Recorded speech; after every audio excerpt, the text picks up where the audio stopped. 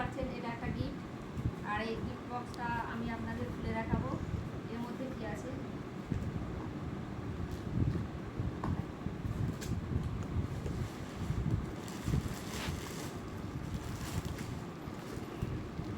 Wow, এর মধ্যে একটা শাড়ি।